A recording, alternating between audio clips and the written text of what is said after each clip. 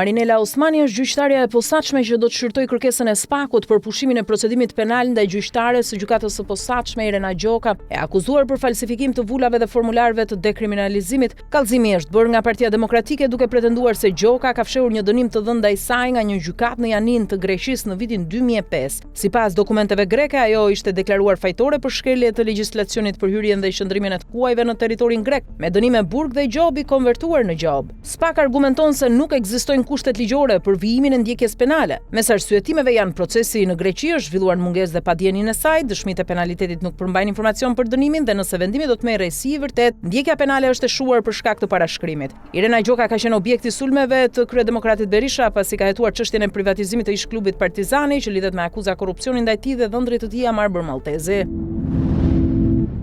Prokuroria e posaçme ka shpallur pretencën për 17 të pandeurit e akuzuar si pjesë e një grupi të strukturuar kriminal për kultivimin e kanabisit në sera të mbyllura në Berat. Prokurori Behar Dibra kërkoi gjithsej 133 vite burg, ku dënimet më të rënda janë 13 vite për Sadedin Hasajn dhe Blerim Xhekën. Për të tjerët u kërkuan dënime nga 5 deri 10 vite burg, ndërsa për 4 persona të fundit është propozuar pezullimi i ekzekutimit të vendimit dhe vendosja në provë për 3 vite. Operacioni i 10 nëntorit 2022 çoi në sekuestrimin e rreth 870 kg kanabis dhe arrestimin e të paktën 11 personave, ndërsa më 22 prill 2024 u vendos masa arrest me burg për 9 të tjerë. Të pandeurit akuzohen për prodhim dhe shitje të narkotikëve dhe veprime të kryera si grupi strukturuar kriminal. Hetimet zbuluan për fshirje të policisë lokale, ku pothuajse i gjithë komisariati u përball me masa disiplinore për mos zbulim të aktivitetit kriminal.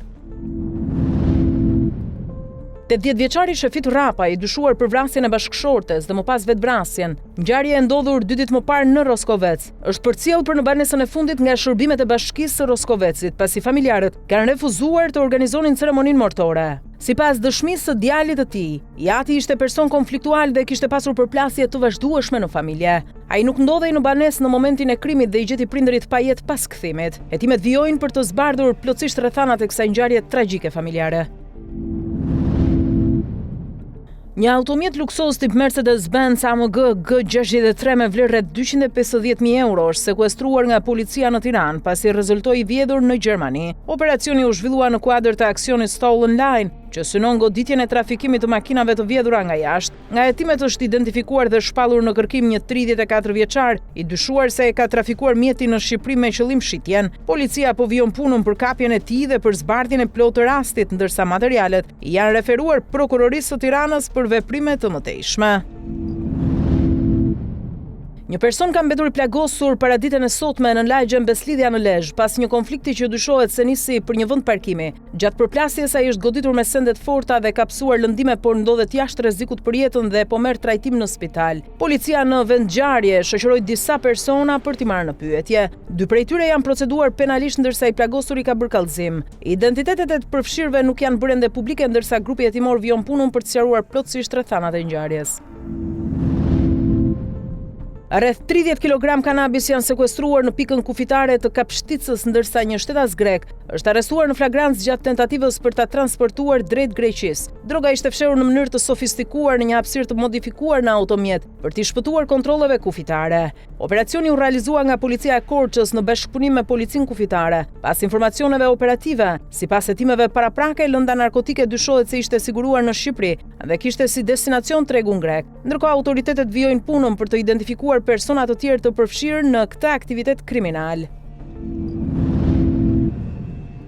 Që nga viti 2019, autoritetet britanike ndiqnin aktivitetin e Ermal Bibës, një 42 vjeçar shqiptar nga Lezhë, i dyshuar si kreu i një rrjeti kriminal të trafikut të kokainës dhe kanabisit në Harrogate. Më 10 mars 2022, policia britanike zbuloi një shtëpi bari në Rothdale me qindra bim kanabisi, të parashikuara për të prodhuar 144 kg me vlerë tregu 1 milion pound, duke arrestuar 2 të rinj shqiptar. Biba u kap më 5 maj 2022 dhe më pas u dënua me 13 vjet në Gjysmëburg në korrik 2024. Autoritetet britanike kërkuan nga SPAK në Shqipëri gjurmimin e pasurive të Bibës, që dyshohej të arrinin në 1.45 milion pound. Ky proces është pjesë e një bashkëpunimi ndërkombëtar për konfiskimin e pasurive të grupeve kriminale shqiptare që operojnë në Europë dhe përdorin Shqipërinë kryesisht për pastrim parash. Nga 2020-2026, SPA ka sekuestruar 94 pasuri për shtete të ndryshme, përfshirë Belgjikën, Mbretërinë e Bashkuar, Francën, Italinë dhe Gjermaninë, duke përfshirë prona, kompania automjete dhe parakesh. Një pjesë e këtyre pasurive përdoren në kuadër të marrëveshjeve dypalshe me shtetet e huaja, duke ndarë të ardhurat mes Shqipërisë dhe vendeve kërkuese.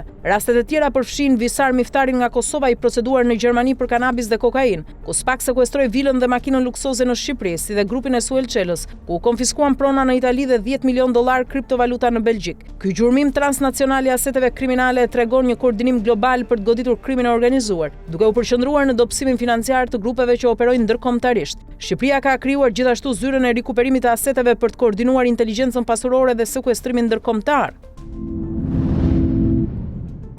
Një investigim i OCCRP zbulon historinë e Hamdi Latajt, i cili u shfaq në videoklipin e Drake për këngën Polar Opposites. Megjithse jeton një jetë luksoze në Toronto, Lataj ka një të kaluar kriminale në SBA, ku është dënuar për vjedhje bankash. Sipas dokumenteve hetimore, ai është përmendur edhe në çështje të dyshuara për trafik droge dhe pastrim parash. Madje është lidhur në hetime me figura si El Chapo, pa akuzat provuara në Kanada. Lataj emigroi legalisht në SBA në vitet 80 dhe më pas u zhvendos në Kanada, ku u vu disa herë në vëzhgim nga autoritetet. Pavarësisht kësaj, nuk ka prova për lidhje të drejtë për drejtë me Drake apo dieni të artistit për të kaluarën e tij. Rasti ngre pikpyetje mbi përfshirjen e figurave me histori kriminale në projekte artistike, ndërsa hetimet dhe dokumentet tregojnë një jetë të dyfisht mes luksit dhe dyshimeve për lidhje me botën e krimit.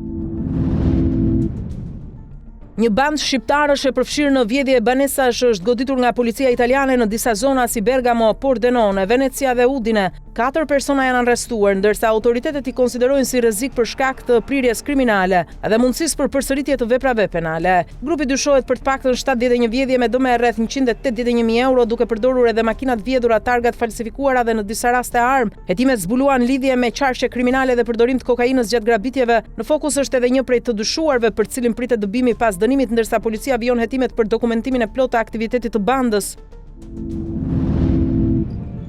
Në gjykatën themelore të Prishtinës po zhvillohet procesi ndaj Naim Murselit, Kushtrim Kokallës dhe Granit Plavës, të akuzuar për vrasjen me armëzjarje të Liridona Ademajt, bashkëshortes së Murselit. Gjatë seancës Murseli ka parë për herë të parë foton e gruas së tij, e cila u ekzekutua në makinë, një ngjarje për të cilën ai dyshohet si urdhërues. Në deklarimet e tij, Murseli tha se grabitësi kishte kërkuar vetëm telefonat dhe parat, ndërsa fëmijët e çiftit ndodheshin në makinën pranë vendngjarjes. Ai u ndal gjithashtu te blerja e armës nga i akuzuari Granit Plava, duke thënë se e kishte marrë për të ndihmuar shokut dhe bashkëfshatarit dhe se nuk ishte pasur ndonjë përfitim ekonomik nga kjo veprimtari. Gjykata paraqiti edhe prova vizuale nga vendngjarja, përfshirë foto të lodrave të fëmijëve, duke e përforcuar dimensionin tragjik të ngjarjes. Kur u pyet nëse kishte dieni që arma ishte përdorur për të vrarë bashkëshorten e tij, Murseli pranoi shkurt, po. Hetimet vijojnë për të sqaruar rolin e secilit të akuzuar dhe rrethanat e ngjarjes, ndërsa procesi gjyqësor po zhvillohet me tension dhe provat po analizohen me kujdes nga trupi gjykues. Autoritetet italiane kanë ekzekutuar një mas sekuestrimi preventiv për pasuri me vlerë rreth 20 milion euro në zonën e San Casciano Valdibesa dhe lokalitetet të tjera të Toskanës, pas hetimeve për një çështje ndërkombëtare që lidhet me dëmtimin e pasurisë së aktores së njohur Ursula Andres. Hetimi nisi nga kallëzimi i saj në Zvicër, ku raportoi kurrje të vazhdueshme të pasurisë me një dëm të përllogaritur rreth 18 milion franga zvicerane. Analizat financiare dhe bashkëpunimi ndërkombëtar zbuluan se fondet ishin zhvendosur përmes transaksioneve komplekse dhe investuar në kompani jashtë vendit dhe në pasuri të ndryshme në Itali për të fshehur origjinën e paligjshme. Pasuritë e sekuestruara përfshin 11 njësi banimi, 14 parcela toke me vreshta dhe ullishte, vepra arti dhe asete të tjera me vlerë të lartë. Gjykata e Firencës urdhëroi sekuestrimin e plotë të shumës, ndërsa përgjegjësia penale e individëve të përfshirë do të përcaktohet vetëm me vendim gjyqësor të formës së prerë në përputhje me prezumimin e pafajësisë. Rasti i thekson rrezikun e riinvestimit kapitaleve me origjinë të dyshuar në zona me vlerë të lartë si Toskana dhe rëndësinë e kontrollit ndërkombëtar të fondeve për të parandaluar shpërdorimin dhe pastrimin e parave.